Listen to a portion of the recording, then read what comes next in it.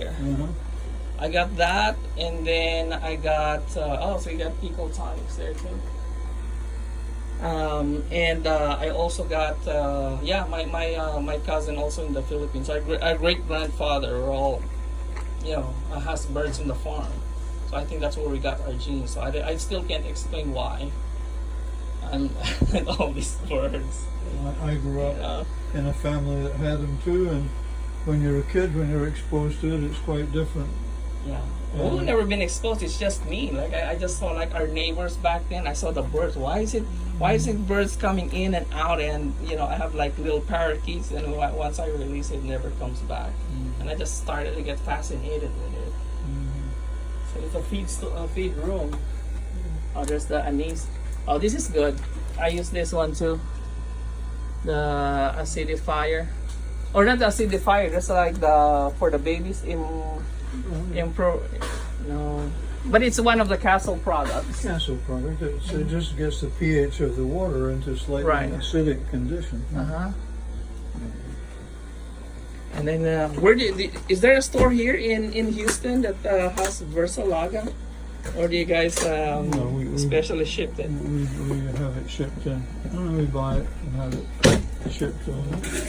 But we do our own mixing. Mixing, oh. And then we come up with this is a mix of Versalaga and many different products that we make up ourselves.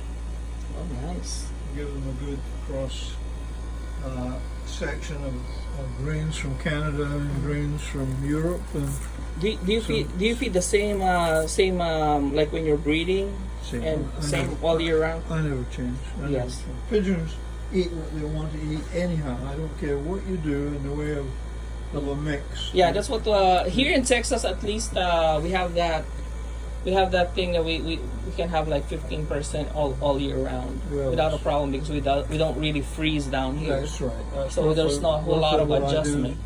Oh, NutriBlend. So you add that when you're breeding the. I use some of that as part of the mixing to put the probiotics on the feed. I grind it up in a coffee grinder and then make a paste out of it and put it on the feed. Okay. Is that for like breeding or all year round? I use it in the breeding program, but I use the NutriBlend green when I'm breeding. And this is your kitchen basically, where you make your feeds. And then this is it started off as a medical room. I have microscopes and photography facilities, and we put a little air conditioner in so we could be comfortable coming in here in the heat of the summer. That was part of this. That's part of that's a 969 line from Kenneth. Oh, Tom Green, yeah. That was one of his great birds. And here is one of his really great ones. That was assured silver, and she was one of 19. She was one of the greatest ever of the 969s. Oh yeah, they're right there. So that's the father of. Because 1969 is what, a grandson of the 019? Right, exactly. Yeah. Exactly.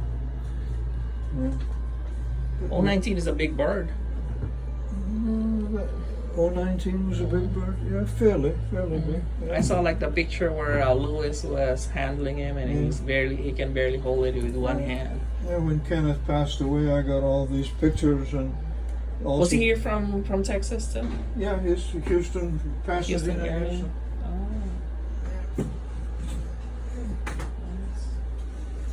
And same as like when you're breeding, you feed twice a day? Yes, we do. We never let the birds run out. They've always got to feed them. Can I go on this side? Walk on down and take a look at Your water system is like the dripping. We have our own well, and we drip the water into these drippers, and then it goes into a collection system and goes out to the pond. So all the drip water is used in the pond. Wow.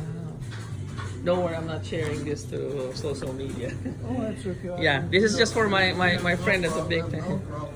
We've had a lot of people come and call Uh-huh.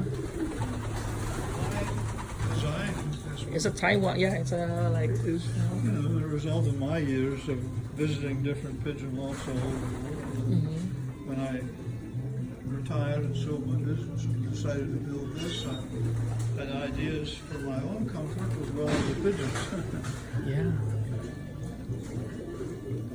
And the same thing like when I used to fly them, there's a pair of doors that open. that open the Outside and close. And then I used to have over in the corners, I used to have my traps in the corners, so the birds would fly in. I had doors Close, on the corridor there that closed, and then they came into the final compartment after they had trapped. Those are probably those grills or those Avril Jostanet. Exactly. Well, they actually go back way beyond Avril. They go back to Thomas Peters' birds from the 1930s and 40s. And so They're related, right? Thomas Peters and Jostanet. Thomas Peters' daughter is married to Joss, and Joss So that's his got father. into the Peters family by marrying the daughter. And as a boy, Joss used to go